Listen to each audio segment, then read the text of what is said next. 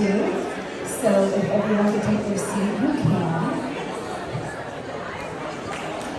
And our candidates as well, please.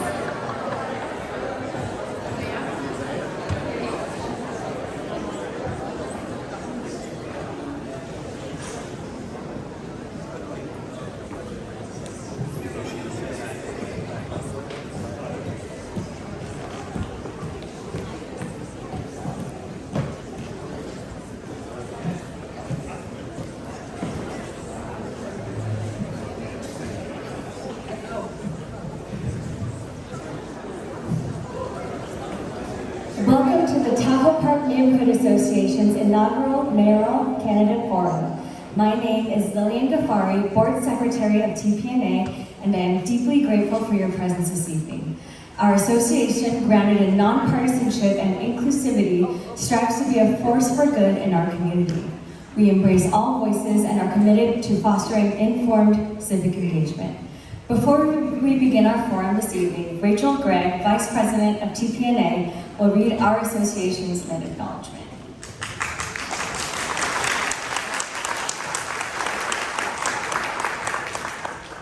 Good evening, neighbors. If we want to change for the better, we can embrace truthfulness, transparency, and reconciliation around systems that have oppressed and excluded Indigenous people. Education can shift historically oppressive practices to build a more inclusive and socially just, socially conscious community and society. By including an Indigenous people's land acknowledgement at the start of this forum, we are recognizing that Sacramento, in our neighborhood, which we love so much, is the ancestral homeland of the Nisenan, Maidu, Miwok, and Miwok peoples, and that those peoples have been dispossessed and displaced from their ancestral homelands and territories due to a variety of colonial and historical reasons. Land acknowledgements are not about placing blame. These statements are the first step towards building a more inclusive future where we eliminate the ongoing erasure of Indigenous people's voices, lives, and history. We invite you to learn more about the Indigenous people through your own research and at our local State Indian Museum at 2618 K Street.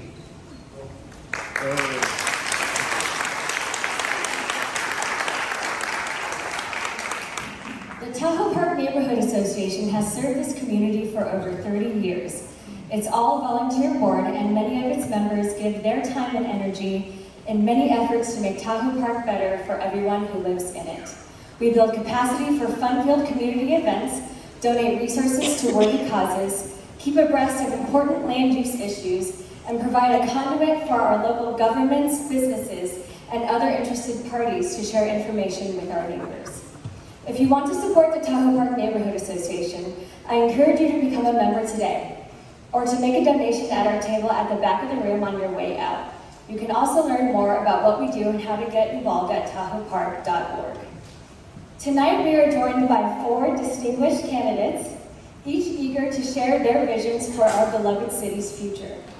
In preparation for the forum, we reached out far and wide, gathering questions from our members and neighbors. We meticulously refined these inquiries, eliminating redundancies while preserving the essence of your concerns. It's important to note that no candidate nor their representatives had prior access to these questions. Our selection process was rooted in fairness and impartiality. While individual board members may have personal experiences or relationships with the candidates, as an organization, we have taken significant steps to ensure tonight's proceedings are equitable and unbiased. We ask our candidates to adhere to the guidelines set forth for tonight's discussion. This is a forum, not a debate. We expect each candidate to respect the allotted time frame, refrain from interruptions, and focus on articulating their own policies and visions. Our hope is that tonight's discourse will equip our attendees and those watching from home with the insights needed to make an informed decision at the polls. Democracy thrives on participation and informed choice. We thank each candidate for their commitment to this vital process and all of you for actively engaging in the democratic journey. Let's embark on an evening of meaningful dialogue and discovery. Thank you for your commitment to our community and our democracy.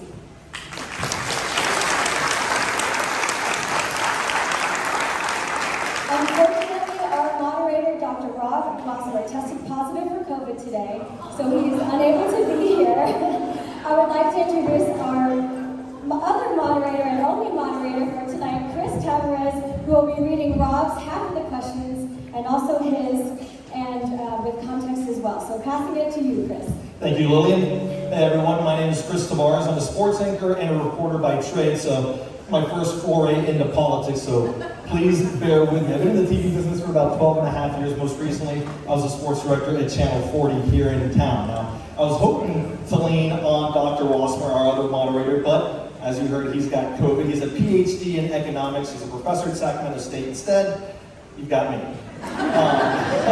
So, for a little context for you, I'm relatively new to Sacramento. I moved here 2 years ago. Before that, spent all my life in Texas, so this is exciting for me to get to experience California, Sacramento politics, so thank you guys for having me. But I want to reiterate what Lillian said. This is a forum, it's not a debate, so we want to hear everybody's thoughts on their own. We don't want you interrupting each other and stepping on each other's toes and going off of what someone else said. So, with all that said, I'll lay down the ground rules and then we can get started. We ask that all forum attendees remain respectful toward the other candidates throughout this forum and that they not interrupt each other as they respond to my questions. I'll be asking 8 total questions, and the order in which the candidates will be asked was randomly chosen by the Mayoral Forum Committee, and it'll start out with Assemblymember Kevin McCarty, then we've got Dr. Flo, we'll have Dr. Pan after that, and then former Councilmember Steve Hansen. From there, Dr. Flo will answer the second question, and then we'll continue in the same order with Dr. Pan, Steve, and so forth, all throughout all 8 questions. Now we'll start with a 3-minute introduction from each candidate in the same order that I just read, so Kevin McCarty will have the first chance to give his introduction and answer the first question. Each candidate will have 2.5 minutes to answer each question. Christina, right here, has our sign. She'll give you a 30-second warning when your time's winding down, and then a stop sign for you to wrap it up. Now, should any candidate continue past the stop sign, I'll intervene and say something along the lines of, please respect everyone's time. Let's move on to the next candidate to answer the question. After the 8 questions, each candidate will have 2 minutes for a closing statement, and the order will be in reverse of how we did the introductions and start with the first question. So we'll start with former council member Steve Hansen over here. Now, with all that said, does anybody have any questions? Pretty simple. All right, so let's get started with the introductions. Kevin, the floor is yours. Yes. Thank you. Good evening. Great to see everybody here tonight at this amazing forum. You know, I started, bought my first house here in Tahoe Park, joined the Neighborhood Association, and my assignment was to help coordinate the first Mayoral Town Hall 20 years ago. And there was about 20 people here. So Lillian, you did an amazing job. So hats off to you. So I'm excited to be here tonight with my other colleagues sharing what we want to do to make Sacramento a better place. This is my hometown. I grew up here. This city has been amazing to me and my family. Grew up in a single parent family. My mom literally had nothing. With hard work and grit and public programs and Sacramento, she was able to make her way to Sac State and then Lincoln Law School and then be able to raise kids like myself where I'm here today. It's because of that why I've given back and served my hometown here in Sacramento. We have kids in high school, we invest in this community, want to make sure I focus on the future and solving our problems. And believe it, we do have our fair share of problems in Sacramento. We do have pluses as well. I'm a glass half full guy. I want to build upon the amazing community we have here, neighborhood associations, nonprofit, community leaders, and focus on bringing out the best in Sacramento. Use my experience as a city commissioner, as a council member, as a state assembly member to deliver results for our community. You know, I kind of reached a tipping point last year to give up my job. I love serving you as your state representative. I essentially gave up several years on that position to go back home to serve City Hall. My kids were walking home from school last year every day from Sutter Middle School down Miwok, down 39th Street. And they had to get under the freeway and go into the streets because of these encampments. He said, we can't have a community like this. It's not good for those people, it's not good for the neighborhoods as well. I've been further frustrated by sometimes delivering money for local governments and see it not necessarily making a difference. I'll talk about this a few times tonight. 2 years ago in the budget, I got a $25 million earmark for the county to get a shelter to get people off the parkway. And we're now going on 2 years, haven't spent 1 penny. So what I want to do is bring more of a sense of urgency to our problems and deliver for Sacramento. You know, I've prided myself on delivering for Sacramento in all kinds of issues, problems big and small. When a mom was tragically killed on Folsom Boulevard by Phoebe Hearst, I worked with the neighborhood to secure money to make sure we have a complete street on Folsom Boulevard. When the Little League in South Sacramento lost their baseball program, I got the Giants to step in and have a program that serves 10,000 people in the last 20 years. When the American River was in peril, I wrote the state law to make it a park, to make it a conservancy, delivered tens of millions of dollars to improve public access. Those are just a few examples of how I look at problems, bring about practical solutions to our issues, and deliver for my community, your city, and our beloved city of Sacramento. I respectfully ask for your vote. Thank you.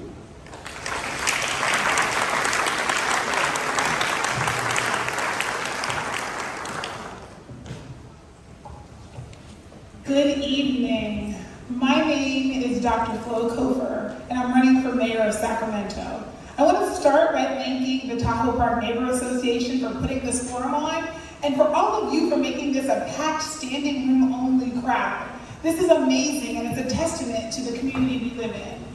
I'm running for mayor because I am frustrated by seeing so many of the challenges facing our community continue to get worse. And I firmly believe that we can do better. I'm the daughter of 2 public school teachers, and my parents taught me that we take care of each other. Every kid in our neighborhood knew that if they were applying to college, they could ring our doorbell and sit at our dining room table and get help with their applications. When I was 11, we were at my aunt's birthday dinner, and my dad collapsed and died from heart disease. My father protected everyone in our community, but there weren't policies to protect him. He started smoking at a time when the tobacco industry lied about the harms of cigarettes, and before we now enjoy the smoke-free policies that we have. And I want to make sure that no one else has the same experience that I did.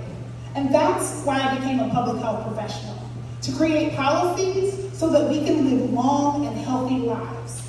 And that's what brought me to Sacramento almost 20 years ago, to work at the California Department of Public Health.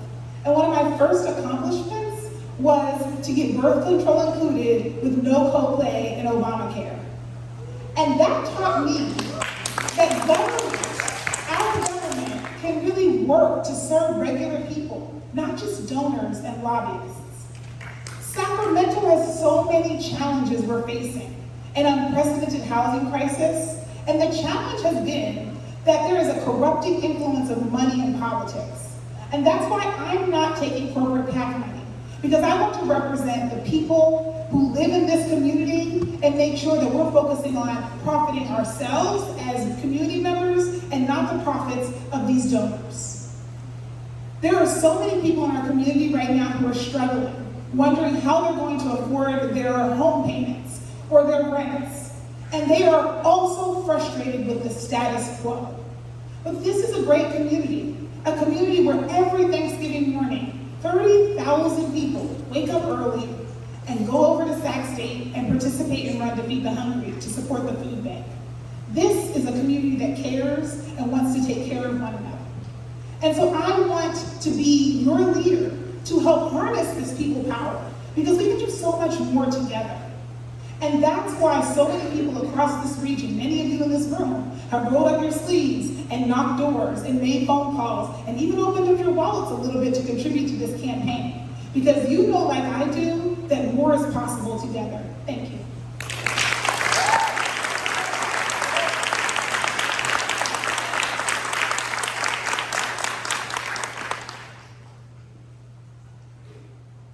Hi, I'm Dr. Richard Pan. I'm a pediatrician and public health expert and your former state legislator. It's great to be back here in Tahoe Park Elementary School. And I want to thank the Neighborhood Association for hosting this very important forum. It's great to see the great turnout here. This is a school that's very familiar to me because when I first came to Sacramento and worked at UC Davis, I came here to get doctors out in the community, to teach them about how community impacts health, and also, not just to teach them, but also to help lift up communities and make them healthier. In fact, I remember coming here and getting that, the community center that's behind the school when it opened, and then we had our pediatricians from UC Davis work with community members on trying to prove that I'm working with the kids. I was the medical consultant for the school district and worked closely with the school nurses, not only in this school, but many other schools as well. And then certainly over in Tahoe Park, we had our nutrition decathlon where we taught children about good nutrition and how to be sure that they stay healthy and how they get exposed to good food. And that's the work that I did in the community before even entering elected office. Now, the reason I ended up running for elected office as a doctor is because during the Great Recession, I saw how much people were suffering. And in fact, because the state couldn't get its act together, couldn't pass a budget on time, clinics were closed because they couldn't even meet payroll. They couldn't even pay their staff, right? I take care of kids who have learning challenges and behavioral issues, and they lost their mental health coverage. And that's why I ended up running for office in the first place. And I ran to solve problems because I saw there was a need for leadership that went beyond partisanship and politics. And that's why I ran. And in the legislature, I worked hard for you to deliver results. So for example, when I came into the legislature, the uninsured rate was about 17-18%. It wasn't just there because of the Great Recession. It had been there for decades. And people said, that's an intractable problem. We can't lower that. Well, without going through all the details, by the time I left the legislature, we cut it down by more than half. It's about 7 or 8% now. We still have some more to go, but we made significant progress. The state budget, when you think about the fact that right now with the state budget, actually when I came into office, we had a $28 billion deficit. When I left, we had a $30 billion reserve. And in fact, here in Sacramento, the city of Sacramento, because there was the state deficit and the lack of money locally, we were about to close fire departments. And so there's no state money, there's no city money, but I found federal matching money that brought $2 million a year, not just then, but now, to keep those fire stations open. So I'm running for mayor to solve problems. I look forward to answering your questions. Thank you.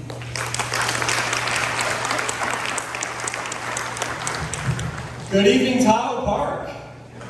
Thank you for spending your evening with us. Not everybody's idea of a good time, but I hope tonight, because of your engagement, you help decide who can set this city back on the right path. I want to thank Lillian and Chris for helping to put tonight together, and for you flying solo. I know Rob misses you, or would have liked to be here, excuse me. And just before I get into my personal introduction, one of the other candidates running for mayor who didn't qualify is here, Jose Avina. He's a retired reserve Marine captain, and just wanted to recognize him. Sacramento is a community. We are a family. And when I moved here 22 years ago, I didn't know that this would be my forever home. When I was growing up, my parents divorced when I was young. My mom and I moved around, I think, 8 times between when I was 3 and I finally moved in with my dad when I was 10. My mom had abusive boyfriends. We lived in domestic violence shelter sometimes. I realized when she passed last year that the first restaurant I probably ate at was a soup kitchen. And after she passed, I found out from family it was on land donated to Catholic Charities by my great-grandfather. When you know where you come from, you know what it means to get back into work. My brother went to live in a group home when I was 7. When he aged out, he went to live with the woman who ran it. I didn't know I could go to college. My parents were good people. They tried really hard. But I set myself on a path when I enlisted in the Army National Guard to make my life different, to do something for other people. And when I came here, I didn't know as a kid that I could ever run for city council, let alone win. I became the first openly LGBT person ever elected to our city council. It will be the same for mayor. But I set myself to hard work. Because I started working, really working, at 14, and then 15 full-time, through high school, through college, through law school. Because hard work is our good luck here in Sacramento.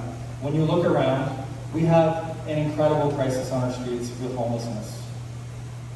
And everyone wants us to be compassionate, but we also have to be firm. We have to make sure that people can be safe in their neighborhoods. And now as the dad of 2 kids who are 3 and 5, having had to move out of our house in Alkali Flat because 2 homes were burned down by unhoused people, our daycare is surrounded by camps, it is a real life thing. So I need your help to be your mayor. Thank you. She said time was up, so I was going to wrap up. To partner with your council member, Eric Guerra, to partner with the other council members, to bring the city together, to build bridges, to solve problems. I created our first programs on homelessness when I was on the council. Actually, Kevin and I did that in early 2013. The city wasn't at the table. The county has turned the corner. We have to be at the table. We have to build housing at all levels of affordability. But when you look at the MOSAC, the Clara, the Sophia, those are projects of mine. We're going to build this city and have a brighter future for everyone.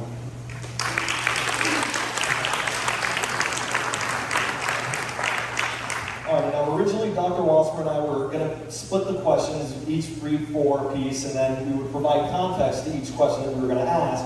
But because he can't be here and he's not a procrastinator, he already wrote the context for his question, so I will start out with the first one, which he provided.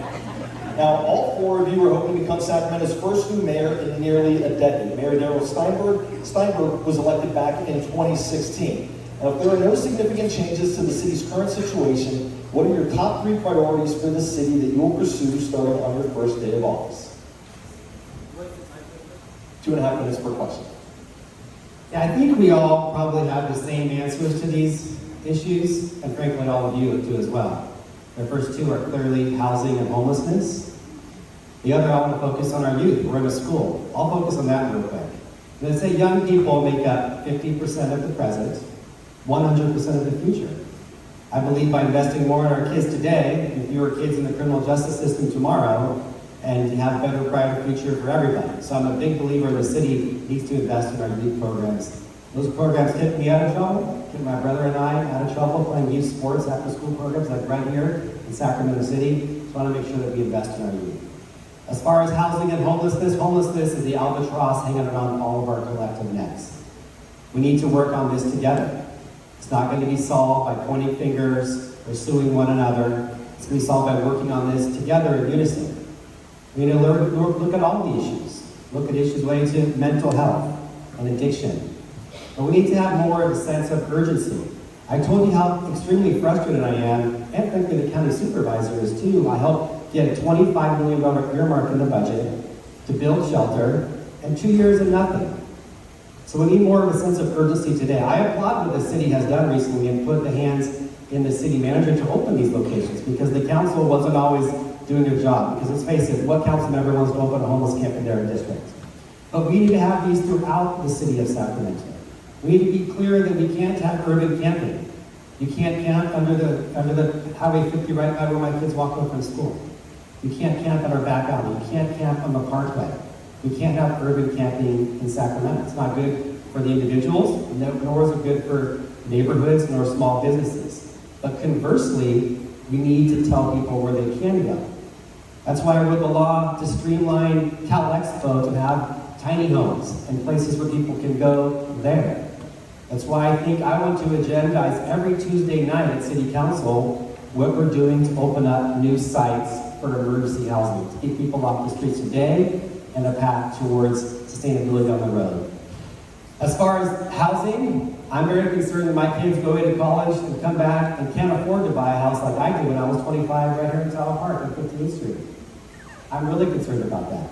I look forward to talking about more questions later on about what we can do to spur development in Sacramento to build more housing for all levels of our community. Thank you.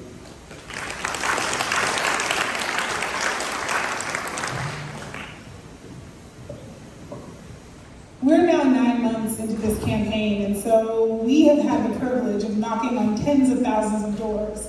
And I can assure you that's a better sample size than any poll that could be put out of what's happening in the city of Sacramento. And what we've heard at those doors, when people have gifted us with their time and their energy, and in a few cases, everything from D Street honey to from their bees to tomatoes to most recently an umbrella, we have heard from people what they are concerned about in this city. And of course, the number one issue is housing and homelessness. Right here in Sacramento, we are third now behind New York and LA in terms of the number of people who are experiencing homelessness. And it was not like that 10 years ago. I lived downtown 11 years ago, and it's almost unrecognizable. And that has happened because of a series of decisions that we've made about where we are going to place our funds and what we are going to prioritize. And so one of the first things that we need to do is make sure that we stop punishing people by not telling them where they are allowed to be, and instead answer the simple question of where can people in this city go to be able to get a shower, to wash their clothes, to be able to charge their cell phones, and to be able to get the resources that they need. And from there, we have the opportunity to triage people into some of the housing that already exists. Do you know that for every one person who we rehouse, 3 more are becoming unhoused? The reason for that is because we have the highest increase in the cost of housing during the pandemic in the country. And so we need to make sure that the people who are housed right now can stay housed. There were 4,500 people who wanted additional assistance to be able to stay in their homes when we ran out of COVID relief money. So these are our priorities to make sure that we are addressing the flood by turning off the faucet and then starting to clean up the flood. Second, of course, we have public safety. And we'll get to talk more about how I am the public safety candidate because I am invested in prevention and making sure that none of us has a reason to call 911 because that's not a good day for any of us. We actually have an opportunity to make sure that we stay safe. And I know firsthand, as the only woman sharing the stage with these very handsome gentlemen, what safety looks like because it's very different for me and for people who are experiencing this city differently.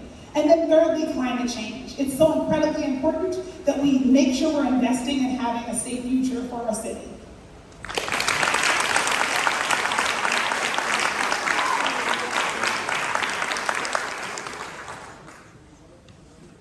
As I've been walking neighborhoods and meeting people in Sacramento in forums like this and others, we hear the same things. And I hear is that people are concerned about public safety.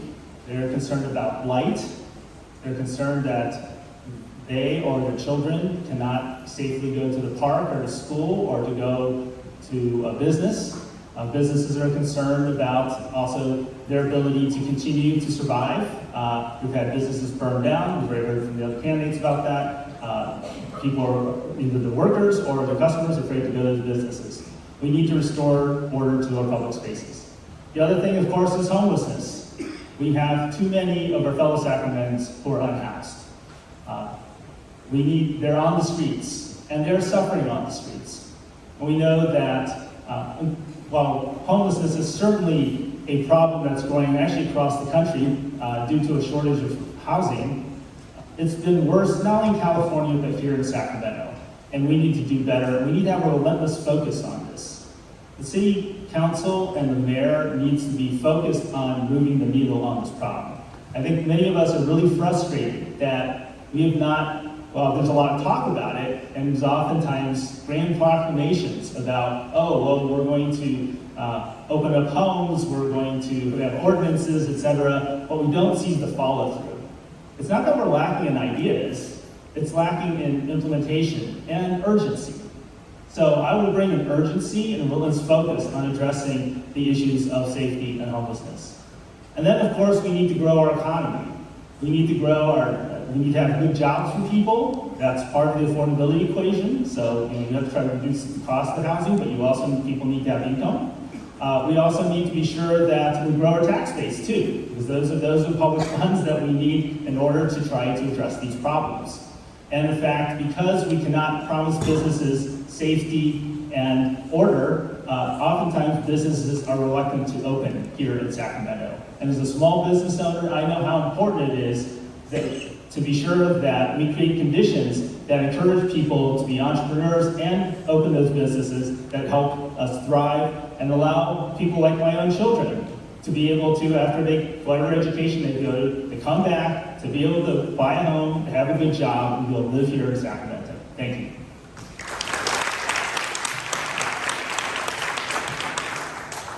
The mayor has 3 jobs. Keep people safe, make sure the city is clean and viable, and that we build jobs. So as a small business person, I built a company.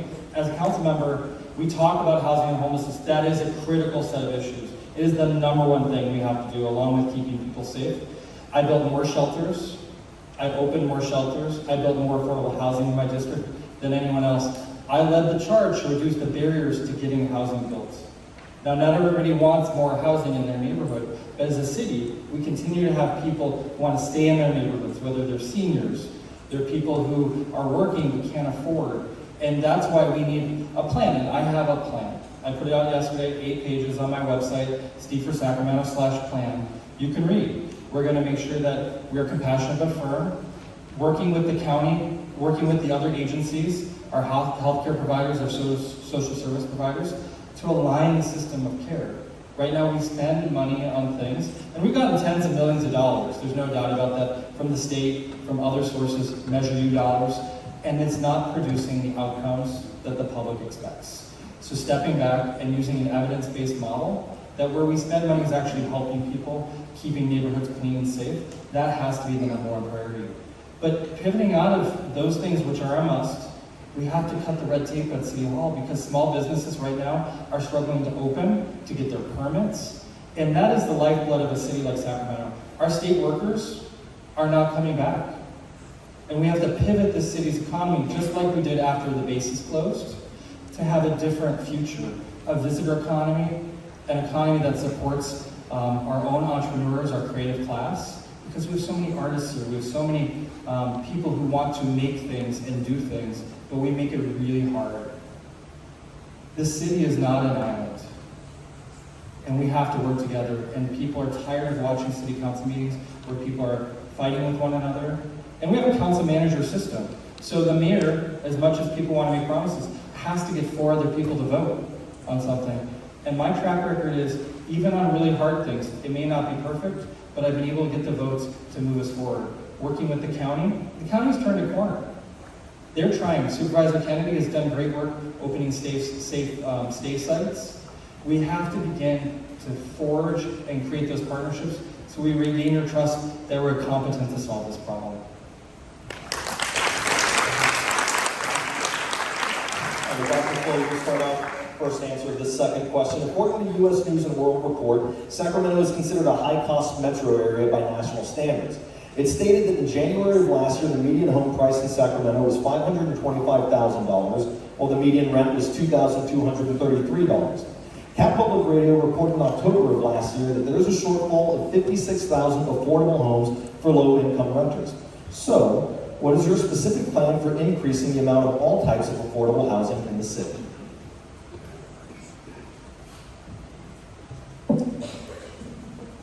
As we know, this is the question that we have to answer because we have to make sure that people can afford to live here, and that's what so many young people are worried about. When I talk to people 18 to 35, they're saying, I don't know if there's a future for me here. And to add more to those statistics, right now our minimum wage is $15 an hour, but it's going to cost you at least $30 an hour to be able to pay those rates and be able to stay in your home. So part of what we absolutely need is rent control. And unfortunately, 4 years ago, all of our elected leadership in the city opposed rent control. And so those increasing housing prices that are going up by almost 10% each year are because we decided that affordability was not a priority. And we are living in the consequences of letting the market decide. The market decided that 10,000 people will sleep on the streets, and likely in 2 weeks when we do the point in time count, there will be more. And the other thing we need to do is make sure that we are building more affordable housing. And while I'm not taking corporate PAC money and not taking in endorsements from our corporations, I am sitting down with everyone in this region because I'm a bridge builder and I'm a public health person. And I understand that we have to have conversations. And in those conversations, I hear about the high cost of building. So let's talk about some of the things that we can do. If materials costs are contributing to it, what if the city and the county get together and use our joint purchasing power to be able to say, we're going to build 5,000 new units and lock in prices so that that's not going up every time we have new approvals.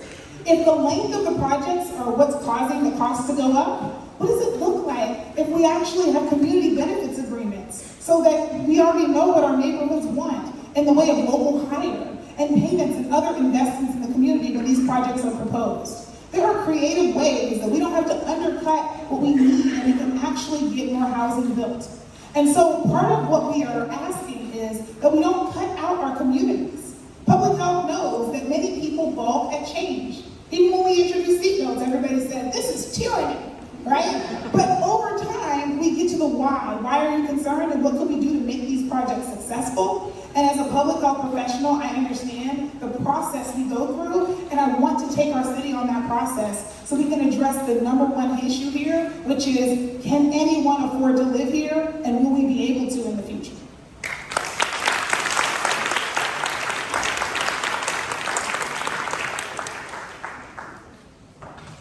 Certainly know that the lack of housing is one of the major underlying problems that we're having with the cost of housing. Given the shortage of housing, that of course means prices go up. And in fact, as we've been constructing more housing and also change the economy, we also know that actually, interesting enough, the rental prices and housing costs are actually leveling out in parts of the country, including this area. But we still need to do more because housing is already too expensive. And so, of course, what we need to do is facilitate the construction of much more housing. But that's going to take time, but we should be trying to facilitate every opportunity to expand that supply of housing. So certainly, as mayor, we need to look at basically an all-around approach to being sure we create housing, and we need to create housing at all levels. I want to maximize the amount of housing that we have. That includes the amount of also affordable housing, right? We got to think about what can we do to try to expand that supply so that puts pressure on the prices to keep them down, and also to be sure that we have sufficient housing, because even if we have rent control, people aren't building new housing, we just don't have enough places to put people. Because we talked about we need places for people to go, and it's certainly not going, maybe temporarily as state ground sites, that can't be a permanent place, right? Now, I also want to acknowledge that, for example, a lot of people, when they lose their housing because of financial circumstances, and in fact, in the legislature, one of the things I did is that through the Medi-Cal program, we actually got the federal waivers. We actually can draw down federal matching funds through the CalAIM reforms that I helped author and push forward to actually provide housing assistance and housing navigation, right? Now that's an opportunity that I created at the state, but as mayor, I gotta be sure it's implemented, because things we do in the state now have to be implemented. So actually, Kevin and I did a lot of work in the state to try to actually expand housing. Actually, we also, I believe we also support this law that we passed, the state of choose law, to actually limit the amount of rent increases landlords can actually pass. So those are things we're trying to do to help people stay in the house, but we need to be even more active in doing that. And certainly want to leverage things like CalAIM and other opportunities to be able to keep people in their house, working on universal basic income, as on the United Way board as well, provide support and financial support for people so we can keep them in their homes. Thank you.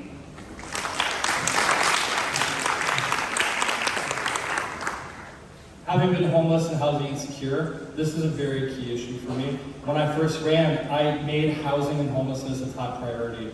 And because of that work, we lowered the barriers to entitlement, we reduced fees, and we built affordable housing. We didn't build enough. The state got rid of the redevelopment monies that used to go to affordable housing.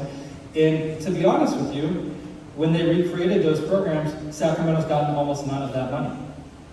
Fresno got $250 million in the budget last year. And thanks to the work of Mr. McCarty, we got $30 million for the rail rates. That is not enough. But partially it's our fault because we do not have a plan. We do not have a plan to draw down state and federal funds, and we don't lobby aggressively for those monies. One unit of subsidized affordable housing can cost $1 million. We cannot subsidize our way out of this problem because we became a pro-housing city, and I'm very proud that our streamlining, our efforts to reduce fees, got us the first ever in the state pro-housing designation. We can't rest on those laurels, but the market has to work. We need people to build housing that's infill, alley lots, empty lots, commercial corridors, and also for purchase as much as for rent. And right now, the only person that has a plan to do that and has a track record of that is me. And there's another candidate that said we don't have rent control. We do have rent control.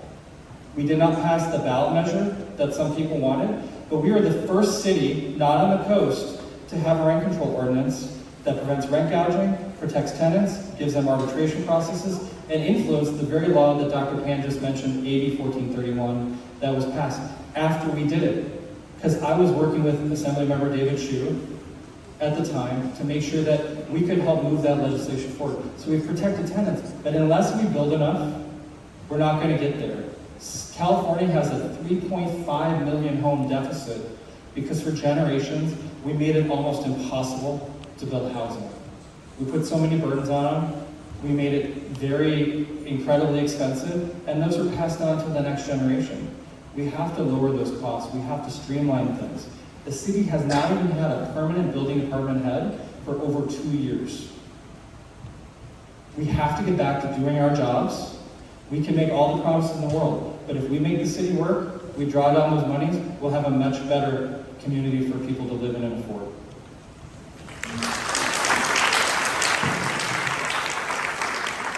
You know, this is such a key issue for the next generation. I think about this a lot in my life. Like I said earlier, I grew up here in Sacramento. I think we lived in about 10 apartments until I was about 15. My mom finally was able to buy a house. And I remember how proud we were to own a home. I was a kid of the house, man of the house. I mowed the lawn. I took care of the basics. Years later, I was able to buy my first house as a 25-year-old, right around the corner here. And I wanted to buy a house in Curtis Park, but Curtis Park was 165 and Top Park was 125. I tell my young state worker friends today, and they just want to punch me in the face. We were able to pay that mortgage with my roommate for well under a third of our income. Now young people today, even doubling up, can't do that. This is a huge issue for our generation, for my 15-year-olds, for Sacramento to recruit people to work in jobs like the amazing Aggie Square development right around the corner. It's going to bring tens of thousands of people right here for employment. So we need all hands on deck to build more housing at all income levels. As Mr. Hansen said, Sacramento is now a pro-housing city. We're more in line. We need to do way more. There's a few ideas I have. You know, when COVID hit, downtown was shut. I came up with an idea. Let's use some of those vacant state office buildings, turn them into housing. Because of my law, the EDD building is now going to have 500 affordable housing units on 8th and Capitol Mall. I want to do that throughout. Make lemonade out of the lemons. I want to do that throughout the city of Sacramento. Next is the courthouse, which I'll concur that Mr. Hansen brought to this idea to me years ago when he was our council member and I was a state lawmaker. We need to be creative in these things. And I also do think that we need to step it up when it comes to making housing easier to build. I had the opportunity to build an ADU in our backyard a year ago, providing housing for a neighbor right here who works at the med center. And it was a pain in the you-know-what to get med building permits. And my developer said, my contractor, well, they probably knew your name. They came out my client who lives around the corner. So what I want to do is bring a blue ribbon commission together, focus on ways, how can we focus on reducing time? Because for development, time is money. We can't control material costs, labor costs, interest rates. We can't control time. So I'm going to bring together a blue ribbon commissioner of people in the housing industry to focus on how we can speed up development and spur housing right here in our capital city. Thank you.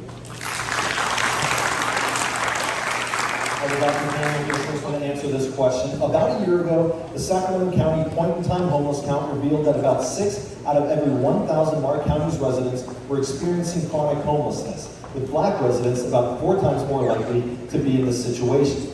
In a study released by the U.S. Department of Housing and Urban Development just last month, only Los Angeles County and the 5 boroughs of New York City have more chronic homeless individuals than Sacramento County. And many of those experiencing homelessness in our county reside in the city proper. This is all occurring despite the county and city spending nearly $200 million last year to reduce homelessness. What is your specific plan to provide living space and services for the unhoused and enforce the law against public camping in parks, sidewalks, and other spaces? Thanks very much for that question. We're doing worse, right? That is the problem. That's why all of us are frustrated. That's why everyone on the stage, and I'm sure almost everyone in the audience, will say the challenge of getting people housed is the top issue in the city. Now, our city staff reported that they get 120 complaints on average every day related to people being unhoused and the issues that were arising from that. They also reported that it takes 16 days on average to respond to those complaints. That's more than 2 weeks. So you file something and say, hey, you know what, there's someone that need help. More than 2 weeks later, someone finally says, oh, we'll look into this. That's got to change. Our city council had a meeting, and the city manager asked to meet the city council, and the city manager said, please tell me your priorities. Please tell me your priorities. Interesting, the city manager has to ask the question. They came back with like 20 priorities, and the city manager said, please prioritize your priorities. I think we all know what the priorities are. I mean, it's surprising that the city manager even has to ask, right? And so we need to have a much more relentless focus on moving the needle on this problem. It's a challenging problem, but we need to have a more relentless focus on an urgency on solving this problem. I appreciate that I'm being endorsed by the district attorney, Tahoe. City council's not happy with him, right? There's, people make accusations that it's just a political ploy or something, but he has 3,000 people living here in the city of Sacramento with specific complaints. We should not be ignoring those 3,000 people, right? We need a city council, we need a mayor who's going to say, we're going to be focused on this problem and we're going to work the problem and we're going to get results for the people of Sacramento, right? This is intolerable that the homeless problem is getting worse. And while we can say, look, it's bad in California, it's bad across the country, it is worse here. And that needs to change. And that's what I'm going to be working on. So, thank you.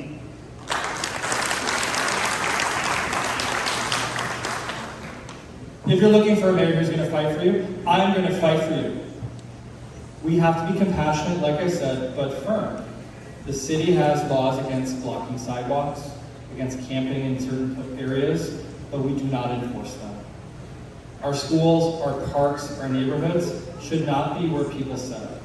Now, if you look at the positive examples the county has with the Safe State program, we can move the needle. If San Francisco can clean itself up for APEC, we can clean ourselves up.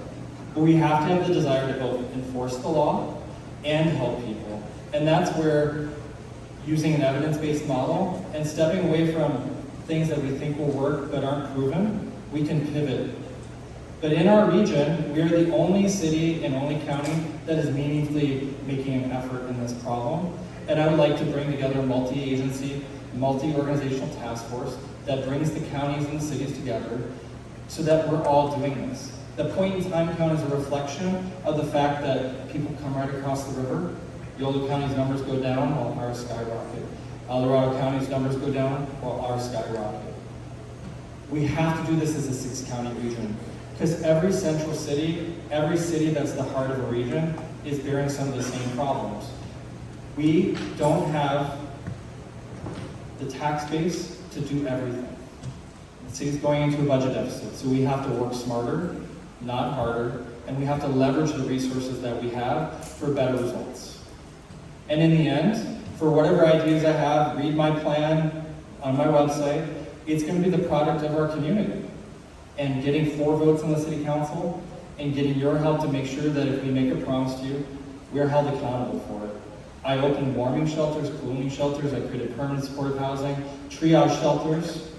And in my district, I was very firm. People could not camp around them. We had to maintain their cleanliness and their safety. But the city has broken trust with a lot of people when we offer these sites. We have better models, and with active leadership from the mayor, the council, and the city staff, I think we can rebuild their trust and we can find places for people to go. But also we need care court. We need the tools of mental health court and drug and alcohol court, because some people need more affirmative interventions than just asking them 50 times whether they'll save themselves. If we love people on the streets, which we have to, they're our neighbors, we have to intervene in their lives more affirmatively to save them.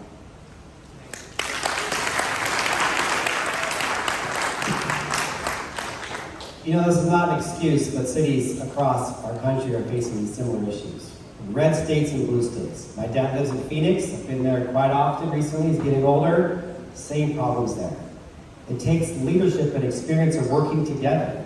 And I've been a city commissioner helping develop affordable housing projects. I've been a council member working on issues to make sure we make our neighborhoods safe, focusing on absentee landlords. I've been a state representative delivering resources to address this. So what we need as mayor is someone's gonna work with all of us, with our state partners, our federal partners, and our county partners to bring about solutions. And I concur, we need to have regional cooperation on this. I just wrote the state budget this year. We said cities, getting money in the future, we're gonna demand one thing. We need to work together. We're gonna take your money and give it to somebody else. So right now I'm actually writing a law with Republican and Democrat delegation here to have a JPA with the county, Rancho Cordova, Elk Grove, the cities around here to work on this together. Because this isn't a thing you can just point out. We need to be engaged in these things together. We also need to look for common sense, practical solutions. You know, we spend over $200 a day paying a company to oversee the Miller Park Safeground site. You could put someone up in the Citizen Hotel for that, for a night. I have a woman in my district in North Sacramento, in her backyard, bought the vacant land from a church, and with her own money, built 5 tiny homes and serves homeless families on average of 4 months at a time. We need to be entrepreneurial with our resources. Work with nonprofits and churches and community groups. What can you do? We need to look at that 100 acres we have down in the south part of Sacramento and take a look how we can get the Haven of Hope model like they have in San Antonio in a big, large site here. We need more urgency to the issue today because we can't have people sleeping on our streets. It's not good for our neighborhood. It's not good for my kids walking home from school. We see it in all of our communities, all of our businesses. We also need to step it up and work now to bring about solutions today. We can't let the perfect be the enemy of the good. That's what the county's dithering over there with my $25 million, looking for the perfect solution, when a good one is right in front of them today to get people off the streets. May not be perfect. We'll have bathrooms, water, trash facilities, some services. Let's focus on the basics, what we can do today to bring about results for Sacramento.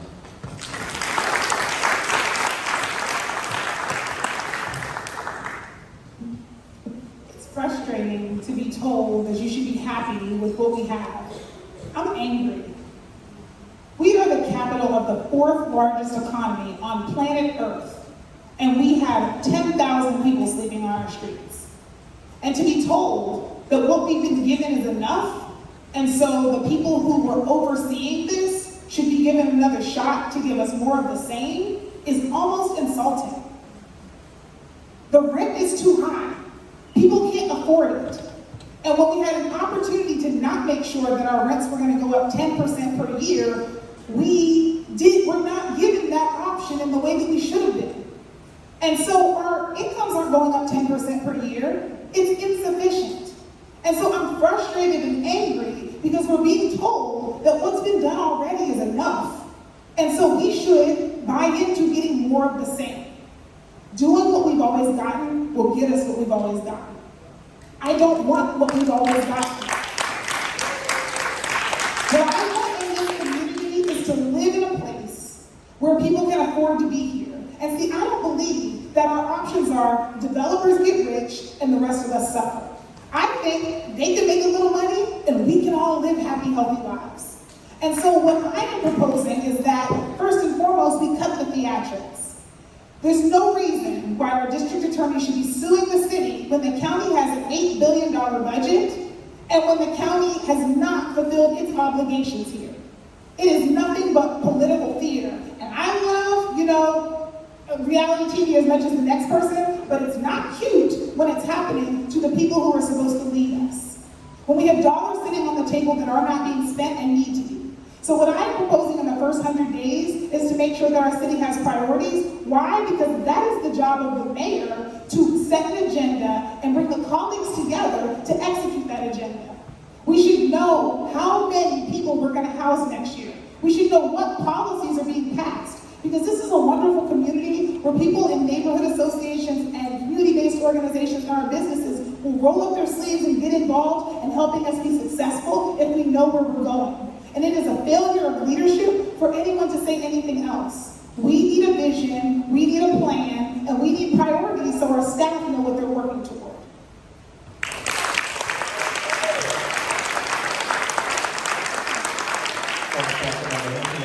For this one. Just last week, Governor Gavin Newsom announced that the state was facing a budget deficit of nearly $38 million, which is $38 billion, significantly lower than the $68 billion projection that the nonpartisan Legislative Analyst's Office released just last month. Now, locally, City Manager Howard Chan has said that the city budget is balanced for this fiscal year, but there are growing deficits projected for the next 4. How do you plan to balance the city budget with projected deficits for the next fiscal years? I don't envy the task Assemblymember McCarty has in trying to help balance state budget. Whether it's $38 billion or $68 billion, it's going to hurt Sacramento a lot because we depend so much on state government. When the pandemic came, my partner is a state employee, he got a pay cut. The legislature spent $100 billion in surplus and never restored state employees. We have to make sure that the state protects our employees, ensures that there are fair contracts, but we as a city are looking at a fiscal future that is also uncertain. When I was on the council, we'd just come out of the Great Recession. I helped establish our reserve and make sure that it was robust. The council is supposed to have at least a 10% general fund reserve. We have huge liabilities. Right now, about $100 million of our general fund goes to CalPERS every year because of retiree debt. And we have catch-up contributions that we have to make. If we're going to make it through what is likely to be another recession, whether mild or severe, we have to prioritize our core services. That means what cities were made for: public safety, our parks, and our basic services first. Now, everybody wants to do the fun things. People like spending money on their projects, but that core of it is the most essential start. The second thing is, out of the husk of some of these buildings that are empty, storefronts, making it easy for people to invest here, to bring their families here, their employees here, and we do not do that. We have a slight arrogant malaise to our attitude. We'll be okay, we get paid whether or not it's good or bad, but we have to break that attitude and act like we're a city that has to work for a living. Because that is how we're going to build a better future for my kids and yours. We let so many opportunities pass us by. Literally, we will say to a business, it's going to take a year to get you ready, the fees are high, so they go across the street to the county. We are not an island, like I said before, and we have to be nimble. Every time we set a new standard, we make it more expensive to do business here, to build here, people go elsewhere. And I'm not saying that all of those ideas are bad, but we have to be realistic about where we are and what we're going to do. Hotels, housing, we have to lower the fees. We want people to come here and spend their money. We want them to live here and raise their families. And protecting those core services and then pursuing economic development is the way to do that.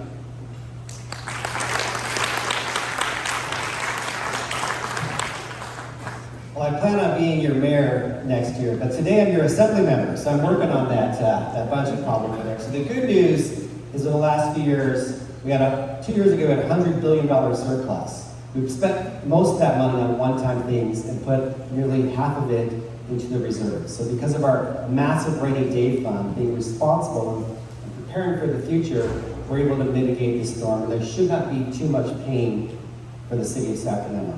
But what this is a warning to us that the economy is slowing. Now, our economy here and our budgets are not based on high wealth people in the state. It's based upon property tax and sales tax. Both those things are softening, even though the housing market is still booming. So that shows we need to be responsible with our budgeting. I was on the city council 10 years ago during the recession, and it was brutal having to see parks shutter, fire stations shutter, police officers not being able to fill vacancies and people having to be laid off. That was horrific. I never want to see that again. I actually led the campaign on Measure U to restore those city services. Thankfully, we were able to bring back our fire stations, hire more parks and rec and police officers. So we need to make sure they were responsible in our contracts and our city budgeting and not go off potential cliff again if the economy gets worse. What can we do? I agree with Mr. Hansen. We need to grow our economy. We talk about state workers. It's been who we are forever. We lament, why can't we get Apple and Twitter to come here? I'm not sure that's going to happen. But what we have here, this amazing opportunity that I worked with our mayor, council member, to have, and our senator then, Richard Pan, to bring UC Davis expansion over here with Aggie Square. You know, chairing the budget committee, I've gone and seen all these UC teaching hospitals, LA,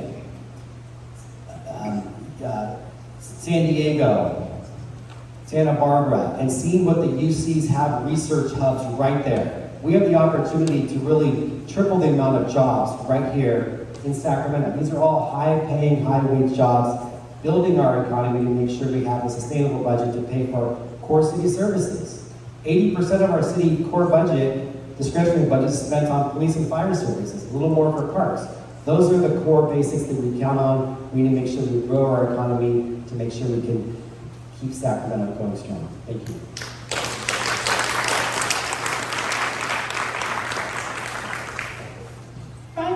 I had the privilege of starting my 4 terms as the chair of the Measure U Community Advisory Committee. And in that role, we were overseeing the Measure U tax money that was coming in, your tax dollars at work. And we had Measure U as a half-cent sales tax, and then we doubled it and made it permanent to a full cent. And we all, as voters, were promised that those extra dollars were going to go to inclusive economic development, we're going to go to housing and homelessness, and they were going to go to the arts community. And we were lied to. Those dollars did not go to those places. And so now we are in a place where we have new money that has come into our city that we didn't spend responsibly.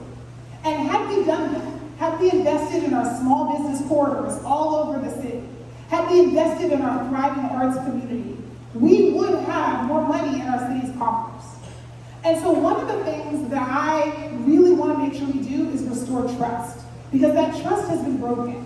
And part of that is combing through our budget and seeing how can we spend the dollars we have more efficiently. Well, thankfully, our city paid $300,000 to management partners for a process and efficiency report. And they gave us 39 recommendations that have not been implemented right here in Sacramento.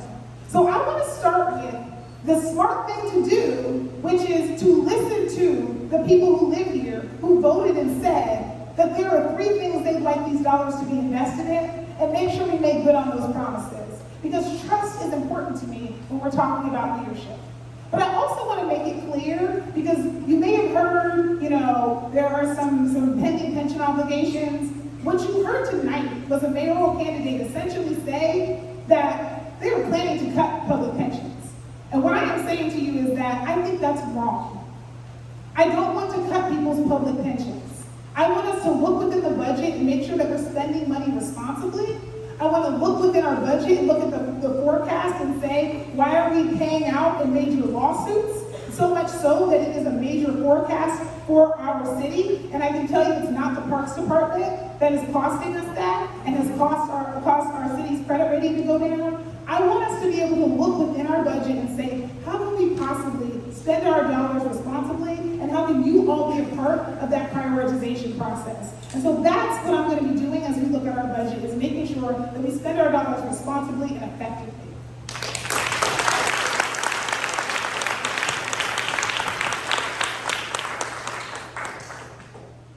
As a doctor, of course, I focused my career on the health and safety of my patients and their families. I've also spent my career in both leadership in both the private and public sectors and balancing budgets. As a member of not-for-profit boards and also as a small business owner, I know that we need to have a balanced budget in order for our business to be successful, for a not-for-profit to be able to continue to serve the community. I serve on the United Way Board, I've served on other boards as well here in our community. And as your legislator, actually when I first was elected, we had a $28 billion deficit in a state budget that was under $100 billion. We could have closed every state prison, eliminated all of welfare, and we still would not be able to close the budget deficit. And so we had to make some very hard decisions to bring fiscal order back to the state. And so I worked with my colleagues, with Governor Brown, and then later Governor Newsom. And in fact, by the time I left, we had over a $30 billion reserve. And the reason there's that reserve is because we exerted fiscal discipline. We said, look, we know that we have revenue that goes up and down. It's based on capital gains, and yet the things that we pay for, things like healthcare coverage for kids, right? Things like actually services for homeless, mental health. Those are ongoing. In fact, they tend to go up when the economy is going badly. Now, I chaired a budget subcommittee. I actually chaired the budget subcommittee of Health and Human Services. And in that role, oversaw many different health and social service departments. And by the way, it is the county that is actually the effectuator arm of those particular policies and monies.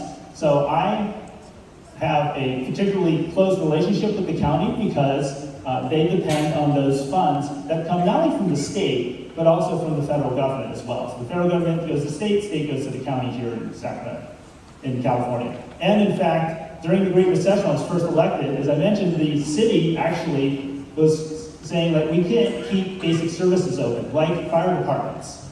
We have rivers, we're going to say we're going to eliminate the river rescue service. And I found federal funds to bring down, to bring $2 million a year to save those services. And that's continuing ongoing. I have also figured out other ways to bring down additional revenue without increasing taxes to be sure that we can support things like people with disabilities, to be sure they're fed. And also, as I mentioned earlier, to provide housing support and services. That's how we're going to move forward by getting those resources. Thank you. All right, we're halfway through. This isn't a fantasy football draft, so we're not going to snake back around. So, Assemblymember McCarty, you're up first for this one. To get a little wonky, that's Dr. Wassmer's term. The city of Sacramento operates as a charter city where the mayor, elected citywide, serves on the city council with members elected by district. Despite previous Sacramento city mayors advocating for a strong mayor form of local government, we remain a charter city where the mayor's power to influence city policy stems largely from his or her role as the leader of the city council. In a charter city, the council hires a city manager who implements the council's decisions. How will you interact with the city manager if they refuse to implement items approved by the city council? Well, first of all, I support the current system of government. I don't support the strong mayor. Some of those cities who've had corruption and a lot of things going on that we haven't had happen here in the city of Sacramento. I've opposed that over and over, along with my former colleague, Mr. Hansen. So I have no problem working in the current system. You have to work with people. You have to get along. You can't go up there and flex and point and everything's going to happen. You have to be a people person. So I've had those skills as a council member and a lawmaker, being effective, working with others. So I'll bring just that approach to mayor of the city of Sacramento. It is frustrating for people out there, because when people see a problem, they call Daryl Steinberg, hey, this happened, why can't you fix it? You get all of the glory when you're elected, you don't necessarily have the opportunity for accountability. So I understand it. So we need to work with the current system. I do think that we need to hold our charter officers accountable. There was a big huff this past few weeks about the person's pay. I think that's the real issue, is the person accountable for what we're trying to accomplish? The city manager is the one who's recently charged for opening up these sites to get homeless off of the streets across the community. It's not always money. It's about leadership and urgency. So I would think on issues like this, we need to go to our city leadership, our city manager, and say, we expect A, B, and C, we expect to hold you accountable for this. This is the biggest issue. We need to make sure that there's focusing on no pointing the fingers over here and the buck has to stop with our leadership. That is the mayor and the city council. The mayor leads, but they're just one vote.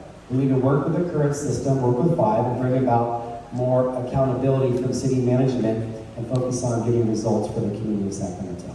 Thank you.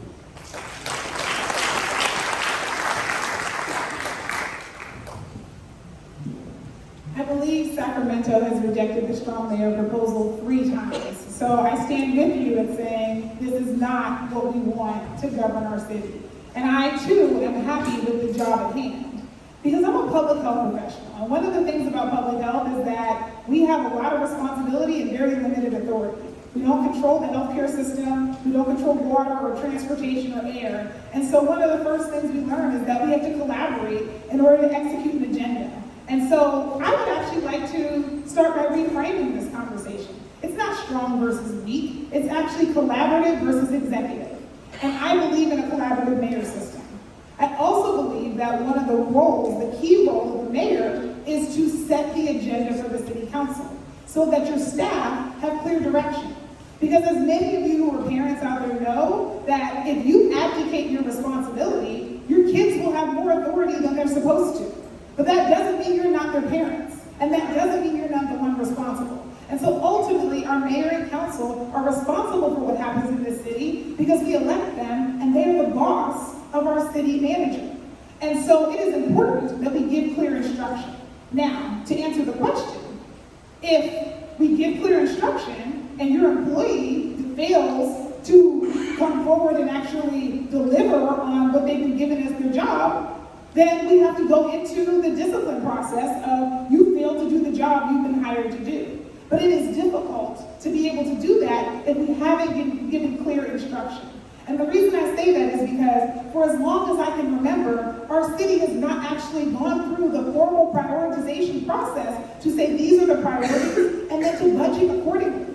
So what happens is we get a status quo budget, which is why we are stuck with the status quo. Every year the budget is just tinkering around the edges and increasing for inflation without being actually married to a vision for where our city is going and what policies need to be passed in order to be able to actualize that. And so as someone who served on our boards, committees, and commissions, I also want to make sure that when we're making decisions in the city, we've heard from you. Because 5 days, the minimum required, is not enough. We should be letting you know what we're thinking about doing, organized by topic on the city's website, and then before we vote on something, I want to know, does Tahoe Park Neighborhood Association like it? Do you have amendments? How do our unions feel about it? How do our community members feel about it? We can govern better when your voices are heard and are known well in advance, and you're a key partner for us.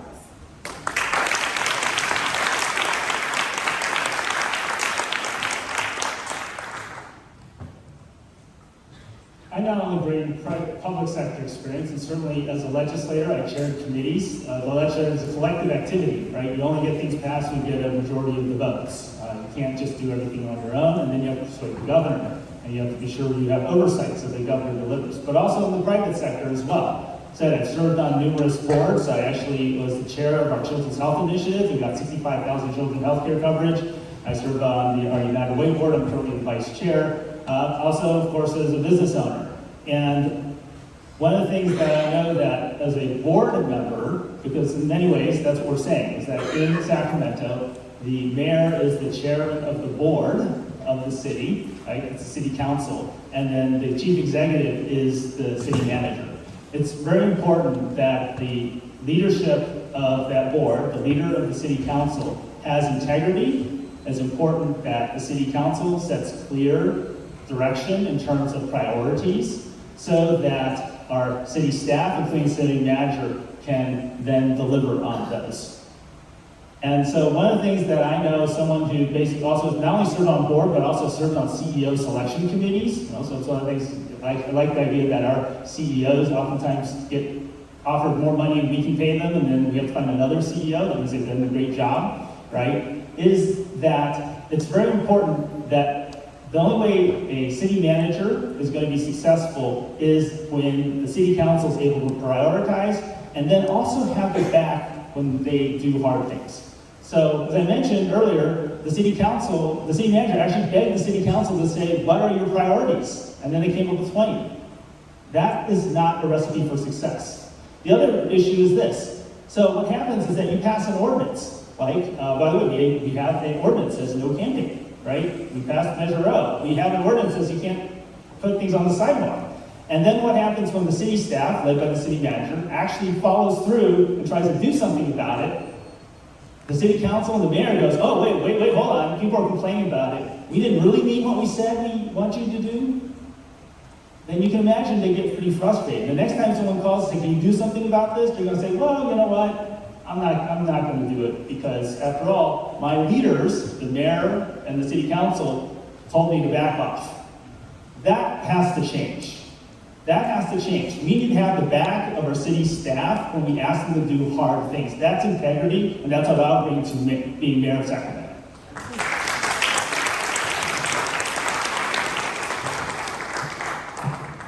The mayor has to tell you the truth and not gaslight you. When our budget is under stress, we can't violate pension obligations that are protected by the state constitution. We have to live within our means. And right now, whether it's council manager form of government or just the sacred partnership between council and the mayor is the only citywide elected official.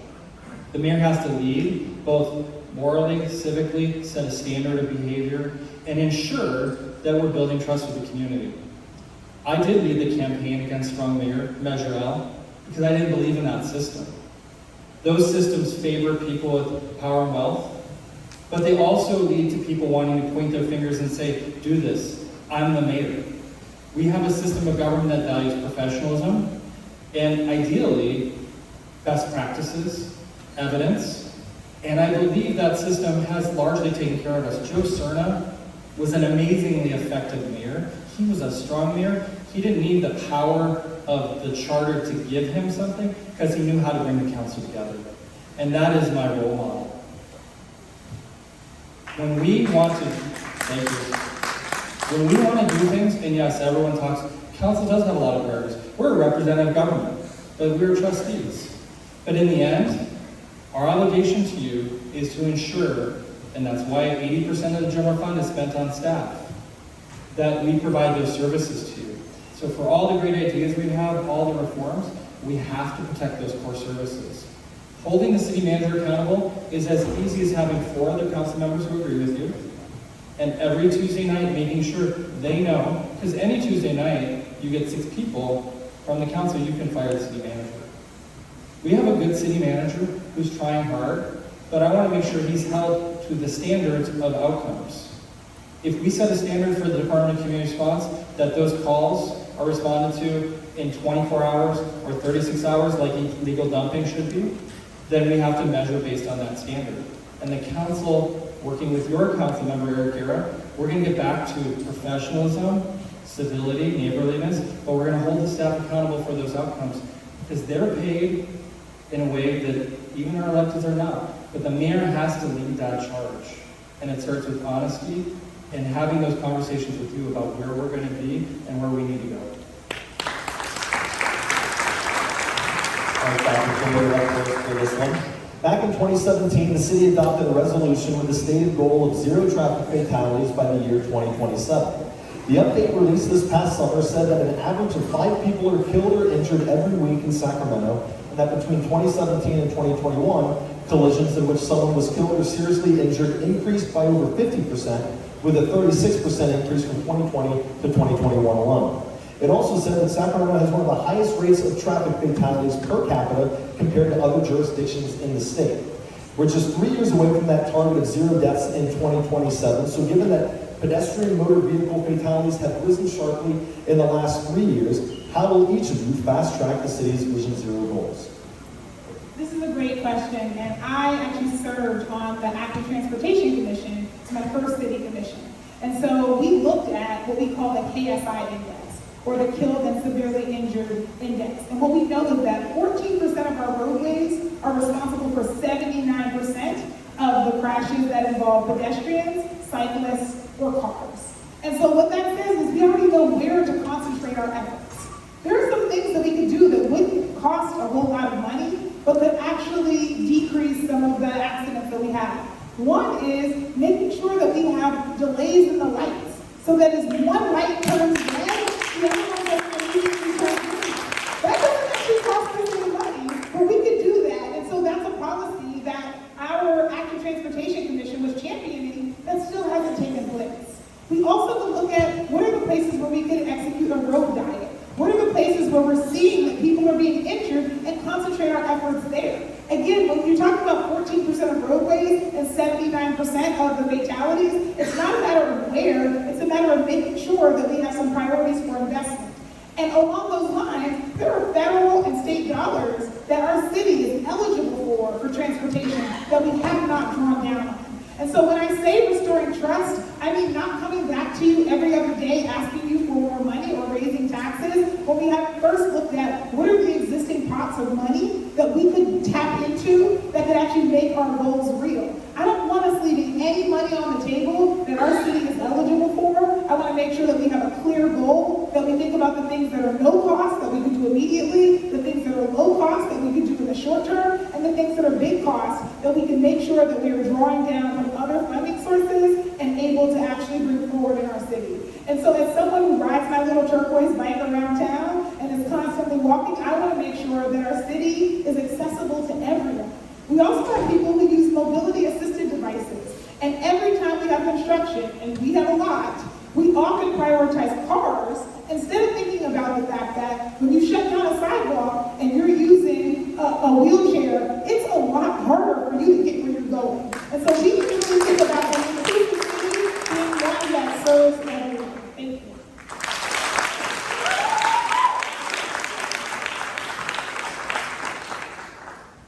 Well, as a public health expert, I can hardly not disagree with Dr. Kofer here. Like I said, you look at the data, you follow the facts, and you target your efforts at where the best opportunities are. And I'm certainly all for that. I think many of the ideas she talked about are exactly the very things we should be pursuing in terms of trying to keep people safe on our streets. As I've walked around neighborhoods here in Sacramento, I would make note that many of them are designed for cars, right? They don't have sidewalks, they have curbs that allow people to speed around those curbs. That's part of our built-in infrastructure. By the way, I happen to know that in the transportation guides back in the 50s and 60s, actually part of the reason we have sidewalks next to roads and then trees past the sidewalks was because actually the previous transportation guides said that it was less dangerous for cars to hit a pedestrian than it was to hit a tree. And therefore we should put the sidewalks next to the road because it's less likely to injure people in the cars, right? So we have a lot of built-in infrastructure that unfortunately was built under that philosophy. Now as we're doing new construction, that's changing, right? And we need to continue to do this. Now the other thing I want to touch on, which was also brought up, is that yes, we need to do a better job of drawing down federal and state dollars. As I mentioned, during the Great Recession, again, I found federal money to help us keep fire stations open, right? I helped shape state policy so that people with disabilities on SSI and SDI are able to get CalFresh, because that's actually from the federal government, and actually meant that they had more dollars in the pocket, and especially now that we're having a budget deficit, that there's more money that they're able to continue to have. They don't have enough, but certainly more than they had before, right? And that's, again, figuring out how to get that federal money. Again, figure out how to leverage Medi-Cal dollars, including federal match, so we can help people with housing assistance and rental assistance and housing help as well as many other things as well, right?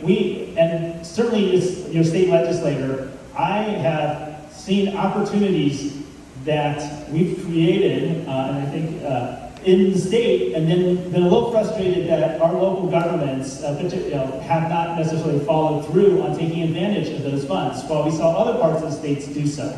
So we can do better, and certainly I will do that as your mayor. Thank you.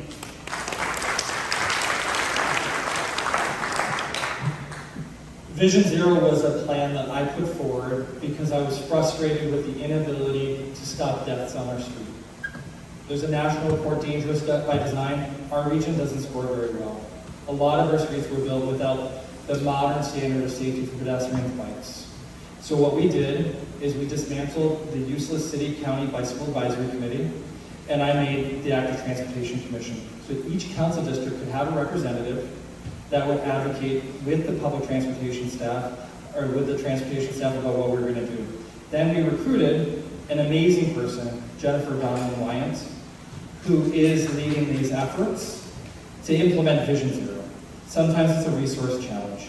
SACOG, the California CTC, these other funding systems, we need match funds sometimes, and because we have not been able to pass a new transportation measure, for sometimes good reasons, people don't want to continue to see sales taxes go up, we haven't always had the match funds.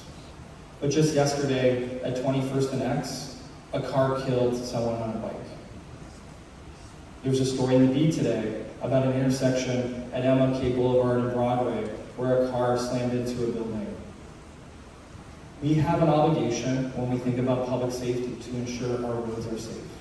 Right now, because we're down more than 100 officers in our police department, we don't staff traffic enforcement. One of my goals is not only to fix the design, but you all see those drivers out there that don't behave, that drive crazy. We need to also have enforcement because that will help deter the distracted and dangerous driving. Restaffing and fully staffing our police department so we have those units back has to be a priority if we're talking about that safety. Now also, we should be a utopia for biking and walking. We are flat. Our old neighborhoods, separated sidewalks, trees, streetlights, that should be the goal for every neighborhood. But some of the neighborhoods that we brought in that were built in the 50s when they were in the county, they just have substandard infrastructure. If you push a stroller down Freeport Boulevard, you've got to go in the street because there's a telephone pole, a power pole in the middle of the sidewalk. Rebuilding these commercial corridors, targeting those streets that have fatalities, and we did do that. We measured. The poorest neighborhoods have the highest deaths and the highest injuries. Bringing that data forward, working with our staff and our funding partners, our congressional delegation, will help us move the needle on this because we all deserve to walk, bike, and feel safe.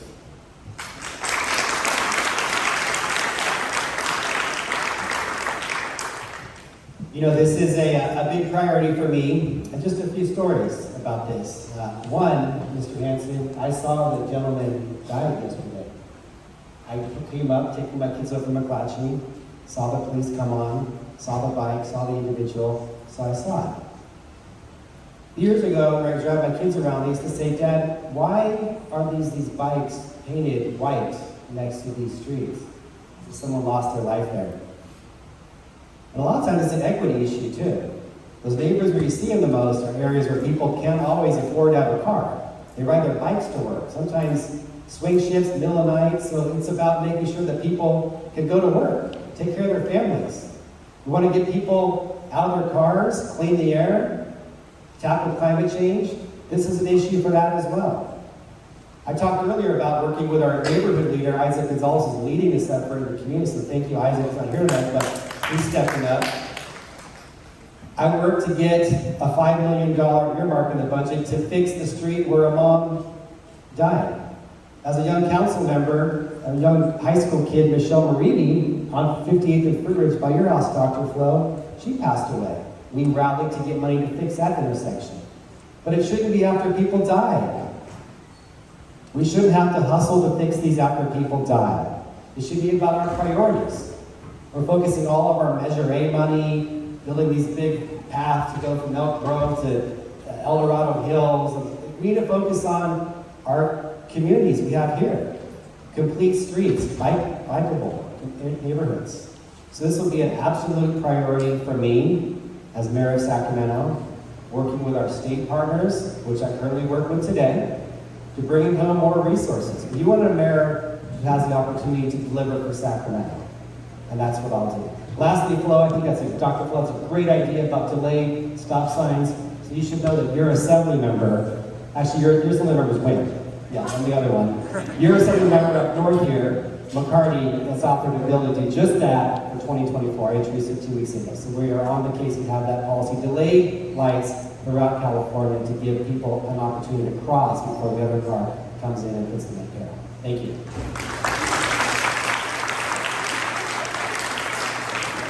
All right, Dr. Pan, you're up to bat now. Of course, we're all here thanks to the Tahoe Park Neighborhood Association. This is a community of families and still relatively affordable starter homes for those hoping to start their own family. But this community is concerned about what's happening on Stockton Boulevard in terms of drugs and human trafficking. And police reports confirm that these are real issues. The residents' concerns come from not only the impacts of seeing these illicit activities, but also a compassionate understanding that individuals who experience the trauma of sex trafficking suffer through excruciating mental health issues such as anxiety, depression, and PTSD. So given all of that, Tahoe Park borders Stockton Boulevard, which is impacted by open-air drug dealing and human trafficking, How will you handle law enforcement concerning these activities in this neighborhood and others like it throughout the city? Thank you. When I first came here to Sacramento, I was working at UC Davis. Actually, I did a community tour down Stockton Boulevard. So we saw many of the challenges that actually were even then when I came. And then, of course, instead, we partnered with the Tahoe Park and Colonial Park neighborhood associations to get doctors out into the community to figure out how do we build a healthier community. How do we build a more supportive community for not only our kids, but for families who are living right here. And in fact, it's great being back here in Tahoe Park Elementary School, where I spent actually quite a bit of time on these grounds and in Tahoe Park, working with the community to strengthen those ties, to improve the environment here in the community, and to support health and safety here. So that's something I've done throughout my career in life. And when we think about Stockton Boulevard, right, it's a boulevard that has a lot of challenges, but also a lot of potential as well. We do need, we have a lot of vacancies in our law enforcement, so there is the enforcement issue, but we also need to think about prevention as well as a public health expert, right? So we need to be sure that we enforce the rules and the laws that we have here. Same time, for example, you talked about we have challenges with drug use and we've mental health issues. Well, this person who oversaw the budget on health and human services, I was behind getting, we have a $5 billion youth mental health initiative. And you're probably starting to see some of the ads for that to help our kids who are in school, right? So we need to be sure that we're getting ahead of this issue, just falling behind. I had hearings where we held counties and local government more accountable for mental health monies to be sure they actually get it out, to be sure they actually deliver it to people who are in need, right? Worked on trying to figure out how do we draw down more federal money, right? So it's not just about raising our tax here, because after all, we're paying our federal taxes. We draw down more federal money to be sure that we can get substance use treatment and mental health treatment. And of course, holding even the private health plans is accountable as well, and being sure that people get those services. So we don't have people ending up on the street. We don't have people suffering because of mental health and substance use problems that are untreated. Thank you. We're in the final stretch. Thank you for bearing with us. We have to do this together. And I have to say, of all the council members I've worked with, your council member, Eric Guerra, was first to the table on sex trafficking and the issues going on Stockton Boulevard. He brought together the DA's office, the city police department, the sheriff's department, Coalition Against Sexual Harm, the Family Justice Center, and we sued Motel 6 across the city for participating and allowing for and enabling sex trafficking in our city. You have a stellar council member in this particular regard, but in many regards. Stockton Boulevard's the border between the city and the county. It goes back and forth. That's a whole separate issue with redlining, and trying to bring some order to that over time is a priority for mine. But we have to work with the sheriff's department, with the police department, with the DA, probably also with CHP, to really crack down. The state dedicated a lot of resources to helping break down the drug rings that were going on in San Francisco. CHP was there, federal law enforcement and others, and we should not tolerate drug dealing in our communities, period. Period. However we do that, but getting upstream and helping the victims of sex trafficking is going to be also ensuring that they're safe. I don't know if you know, but we just learned on NPR, those of you who listen, that any McDonald's a sex trafficking victim can go to and ask for help, and they're supposed to be trained on alerting the law enforcement agencies and getting help, because they can't pick up a phone, they can't say anything. But if you're ordering, you can say something to that cashier or whoever, and they will help you. Those kind of systems where we give people a safe way to seek help are really important. I say that having watched my mom get beat up and me get beat up by boyfriends, finding safe ways to help people experiencing not just sex trafficking, but domestic violence is as important as our safe streets, as cleaning up homelessness, And I think the city is actually at the forefront of bringing these partnerships together. And I intend not only to work with Eric to continue that work, but to work with the City Council and all of our other partners to make sure that our city is zero tolerance for drug dealing and sex trafficking.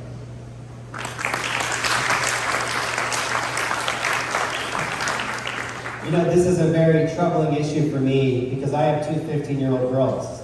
And every once in a while when I drive down Stockton Boulevard and I see these young kids out there, girls, teenagers, predominantly women of color, brown and black kids, it makes my stomach churn.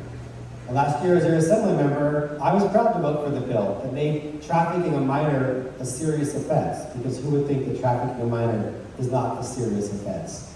And now, in my final year in the legislature, I'm chairing the Public Safety Committee, looking at ways how we can smartly look at reforming some of our laws, not going back to war on drugs and mass incarceration, but bringing some balance to some of these issues related to drug trafficking, retail theft, and some others. But on this issue, I concur that the city can step up and support nonprofits like CASH. I've done so as the prior council member for this district, known as right here on Stockton Boulevard. Also, as your assembly member, supporting this organization because it does rip at the heart of our community. And Sacramento, for wrong or right, is a hotbed for trafficking of young people. Right here, the freeways, 80 and 5, for whatever reason, we are. And so it's an issue that tugs at our hearts, and we need to make sure that we step up and address it to protect our young people. Thank you.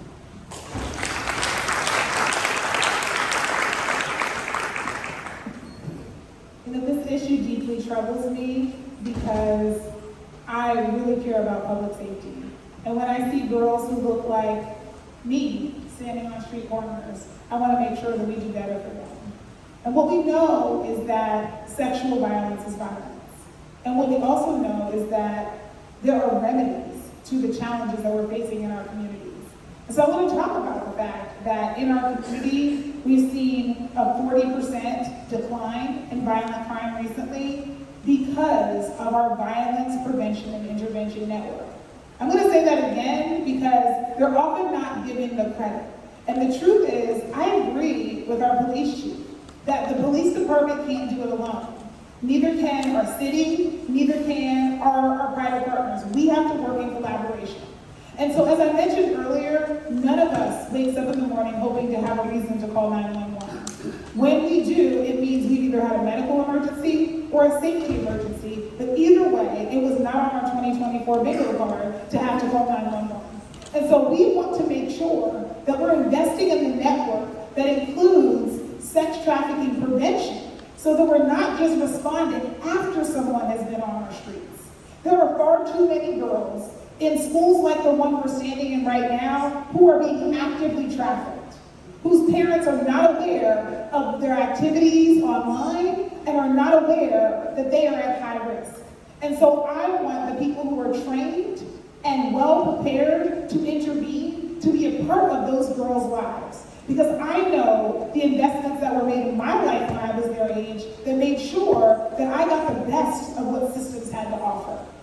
And so that's the public safety department that I want to have. Not just a police department, but a robust public safety department that looks at everything from prevention to intervention. And we have to do that together.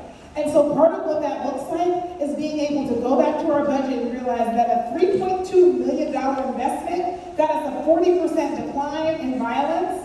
What can we do to double down on that? That when we had our violence prevention and intervention network working a few years ago, we went 2 years without any youth homicides, without any young people having to bury their friends, and without RIP on any of our high school fences. I want to go back to that. I want to make sure that we have a robust public safety network that includes trafficking prevention. All right, so final question of the day, Councilmember Hanson, you'll lead us off.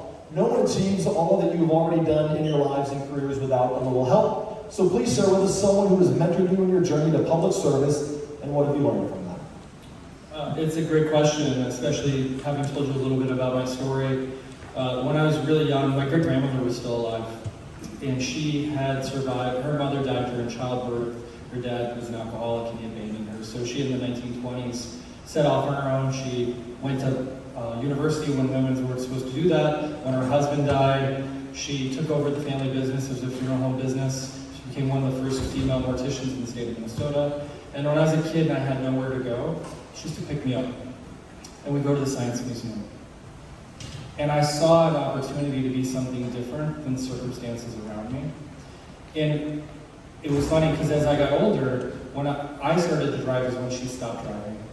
So we switched. She ended up living to be 107.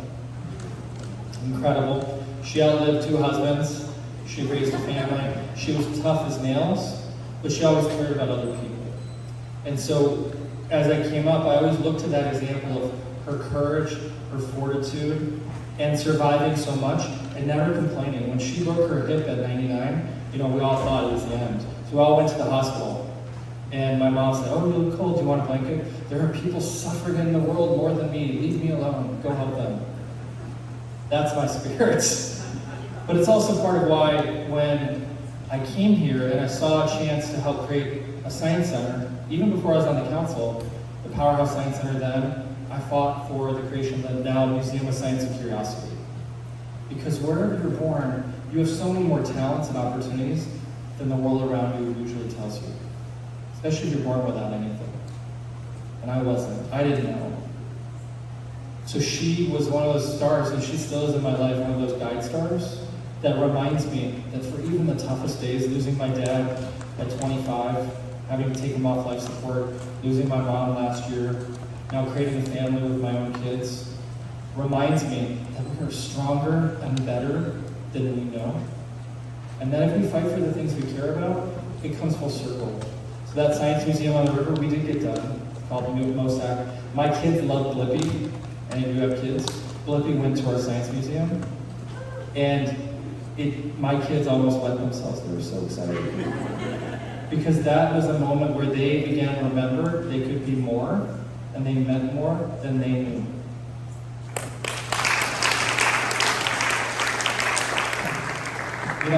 My inspiration, my North Star, my mentor was someone close to me, my mom. My mom, Barbara McCarty, passed away 16 years ago. About 2 months before our twins were born, so one of our girls is named Barbara. She came here as a 16-year-old immigrant with nothing. She, tough marriage, like Steve, domestic violence situation, had 4 kids, didn't know what to do. Someone recommended she go and see a lawyer here in Sacramento. The lawyer was the mayor of Sacramento. Back then it was a part-timer. It was Phil Eisenberg. He says, "You're a smart young lady, and I like your British accent. You should go to college." And he mentored her and helped put her on her way and helped our family get a life, get a career, go to college, go on to law school. And that's just a cute story about I'm here today running for mayor. And he was the one who put my mom in the right direction. But what my mom wanted me to do was make sure that I did something that I loved and give back to my community. So that's always been my career, focusing on how I can help people. That's the best part about this job. That's what fills my bucket, serving as your council member and your assembly member, going around to neighborhoods, seeing how I've been able to make a difference and help people that don't have power, that don't have the tools to go do things on their own, that don't have money. So you can make a difference, whatever you do in life. I chose this career as public service. Many people don't have fancy titles, and they make a huge difference in society. Martin Luther King, Dolores Huerta, Stephen Biko. I chose this career in public service to serve my community, serve my neighbors, and make a difference. One powerful lesson my mom taught me too is stand up for your convictions. Sometimes you'll do things that you know are right and are very unpopular. And make sure you stand tall. Many times it comes full circle. We're like, you know what? You were right. So that's helped me throughout my career to make sure I always focus on doing what's right. But also too, sometimes you fail, and you gotta keep going. And so that's been a valuable lesson for me. I'm trying to teach my kids, they don't have much humility at 15, maybe somebody could help me with that. Try to make sure we pass that on to the next generation as well. Thank you.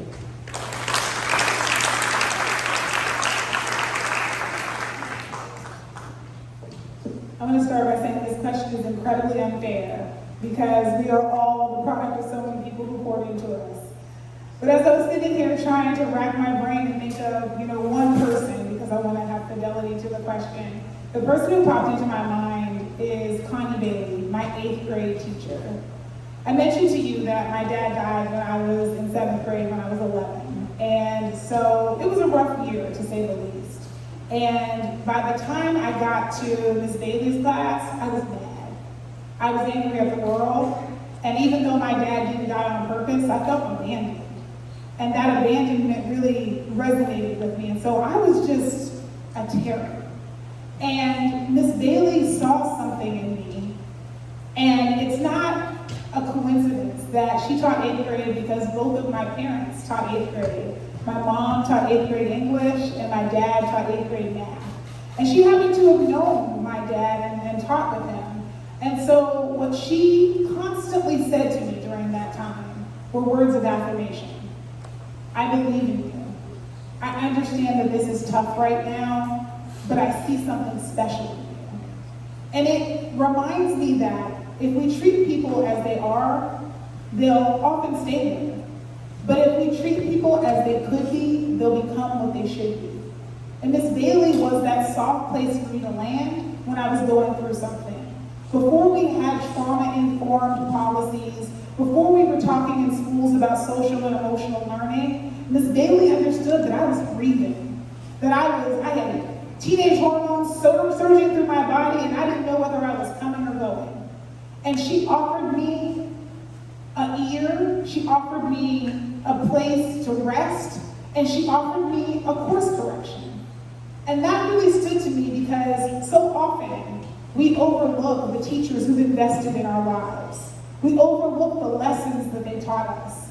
And I remember her saying to me, there is a powerful warrior named Queen Nzinga who held off the Portuguese for many years. And you need to channel that power so that you're not terrorizing your classroom, but you're actually using your power for good. And so she inspired me to always think about making sure that I'm using my power and my voice for good, that I'm holding true to my values, and that I'm showing up in a way that would make myself and my family proud.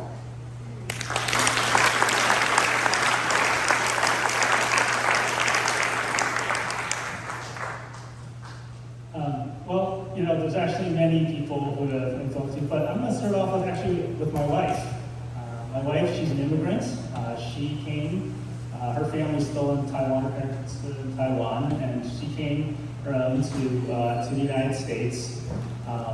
And frankly, we were introduced through a mutual friend, and her family was very proud that she got to marry a doctor, right? And I have to admit that when I first told her that I was interested in running for public office, her first reaction was that, well, I got to tell everyone back home I'm married to a medical school professor, so they all think I did really well. And I got to tell them I'm married to a politician. You just totally destroyed our standing with my family. So, but she also knew how important it was to support me in my public service, because she could see many of the same things that I see as well in our community, and that if we wanted to create the kind of community, the kind of neighborhood, the city, state that we want to support, that we want to see for our children, then we have to step up. I was doing fine at UC Davis. I ended up running because I saw that there were problems. I saw the kids I was taking care of not able to get their mental health services because of the cuts that were made at the state and local level. Right? And so my wife saw the same. And she's a private person. And so I have to admit, talking about this is a little difficult because frankly she probably was not so happy. She's like, we have our private stuff, and now I'm talking about it right now, right? But she also understood how important it was to get the work done. And so, for example, and this is not about vaccinations, but when I had to do vaccine laws, people came to her dental office to harass her. They harassed our children. They targeted as well as me. But never once did she say, Richard, maybe you should back off because our family's in danger. She said, it's the right thing to do. And that's what's going to take to keep those kids safe and keep our community safe. And so you need to keep doing that.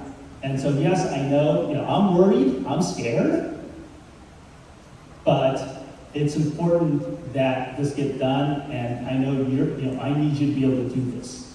And so that's what she did. She never once said, it is scary. And so that's why she certainly is one of many, but certainly one of the most important inspirations in my life. Thank you. All right, so thank you all for answering those 8 questions. Thank you for sticking to the time. We've got 2 minutes now left for closing statements, and we're going to go in reverse order from how we started. So, former Councilmember Hanson. First, thank you all for being here. Clearly, you love Sacramento enough to be here for 2 hours plus. This race is a unique race. The Sacramento we love isn't recognizable in many ways. Homelessness, crime, cost of living. When I left office 3 years ago, I never intended to run again. But I knew that if I could make a difference, and I can, as your mayor, I can help put the city back on track and help rebuild Sacramento with you, rebuild our economy, improve our homelessness crisis, build housing, and that's exactly what we have to do together. Our city needs you to not sit on the sidelines. I need your vote. I would like you to volunteer. And if you're willing, do more. Vote. Go to steveforsacramento.com and join me. This race is a unique opportunity where you have incredible choices. You have to decide who is the best fit. This job is not a job where people fall at your feet and kiss your butt. This is a working person's job. Because if we're going to fix this city, like I said, we have to work for a living. Nobody changed my birth certificate when I got elected to city council. I always joked, if you need something or want something, just call me Steve. If you're mad at me, you can call me council member to get my attention. But we're just people. I come from nothing, and this is my way to give back to the city I love. When I enlisted in the National Guard, I didn't know that Don't Ask, Don't Tell would mean that that dream wouldn't come true. And I came here to build a life. And now with my family, I want to make sure my kids and your kids have the city they deserve. A great American city, which is the city that we can be and should be, and with your help, I'm going to make for you as your mayor. Thank you.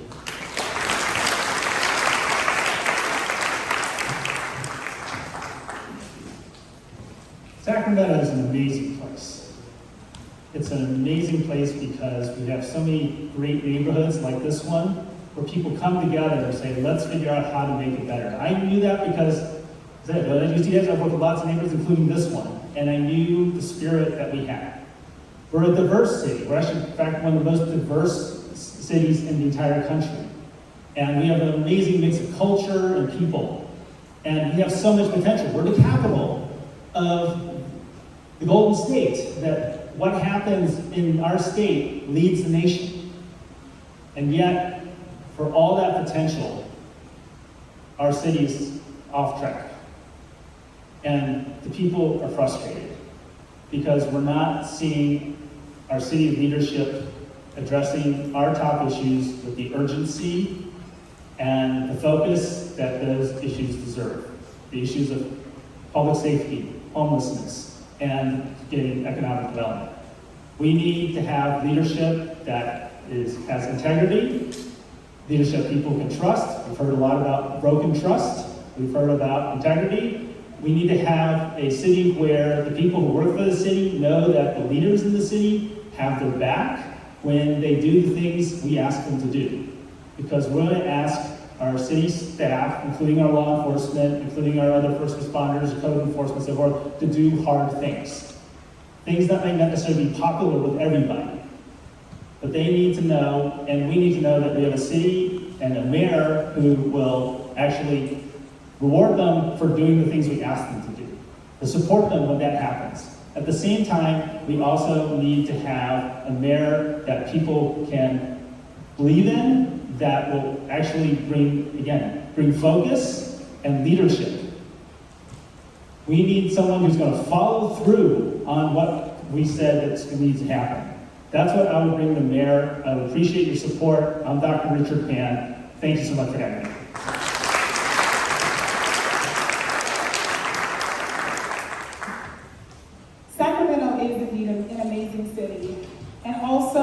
it's in crisis. We've heard tonight so many of our challenges are unprecedented and are leading the nation. And so what we need is new leadership, because doing what we've always done will get us what we've always got. And I think we have collectively decided that we want better, we want more. And so I'm running for mayor because I want to harness the people power in this community. And already we have. My website is available in the 5 most spoken languages in Sacramento, because while I'm campaigning, I want to talk to and hear from you. We have been out knocking doors, we have been out having phone conversations, and people have been really investing in this campaign because they believe that more is possible. And I do too. And the reason I believe more is possible is because I look on a Thursday evening out of a room like this, and the people who are committed to being here and to making this city what it can be. And I would be honored to be your next mayor. And I'm running to represent you, not corporate donors, not lobbyists, but you. And so we need to have our voices heard in City Hall. We need to have champions who are able to collaborate and bring together real solutions. Not theatrics, not another tale of what we've done and being told that it's enough. We actually want to be able to see, smell, taste, and feel the change that has happened in this community. And so I invite you, because I know that so many of you want something different. You want more. I invite you to go to flowformayor.com and join our movement. You can join us in having conversations with your neighbors, and having the conversations that will allow us to be able to harness all of our innovation and energy and power to be able to make this city exactly what it should be. Because we have so much in this community, and we deserve to be able to have real solutions that are leading us into the future with vision and clarity. Thank you.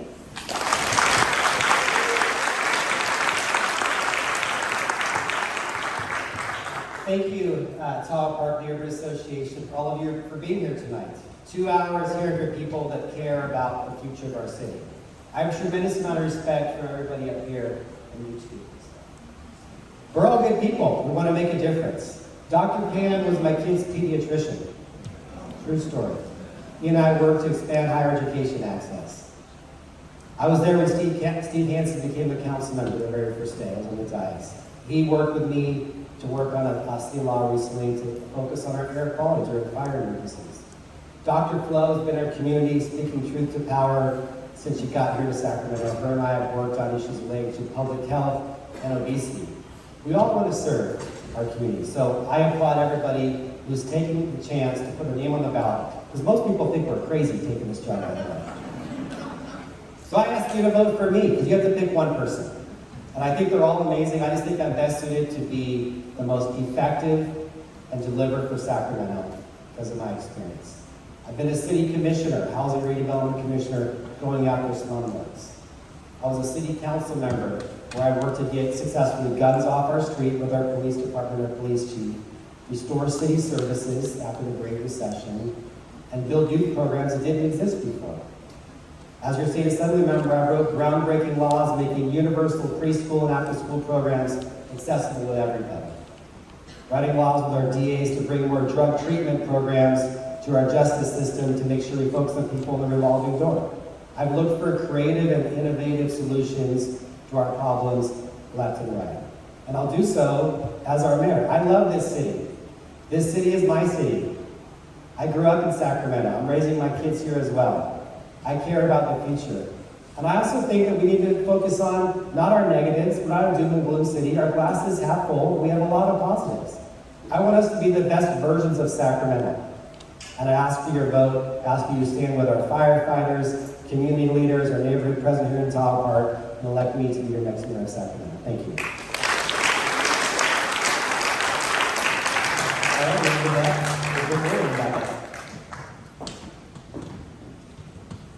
All right, let's give it up for our 4 amazing candidates today. Okay, I have bad news and I have good news. The bad news is that the Sacramento Kings are losing. But the good news is that we still have a lot left in the game, so. All right, I want to do some thank yous here. So I want to thank the TPNA board and those who helped volunteer their time to make this night happen, including my husband, Arya Ghaffari, and my mom, Dr. Rose Veranda. I would like to thank Dr. Claire Crawford, Steve Hansen, Kevin McCarty, and Dr. Richard Pan for your participation in tonight's forum. You guys all did it. I would like to thank our fabulous moderator, Chris Tavares, and Dr. Steve Walker for his preparing this event, Classy Hippie Tea Company for the refreshments and pastries right there in the back, Principal Cumberland and County Elementary for having us here this evening. Special thanks to Isaac Gonzalez for helping make this idea into a reality and listening along to your head as well. Last but not least, thank you to all of you for joining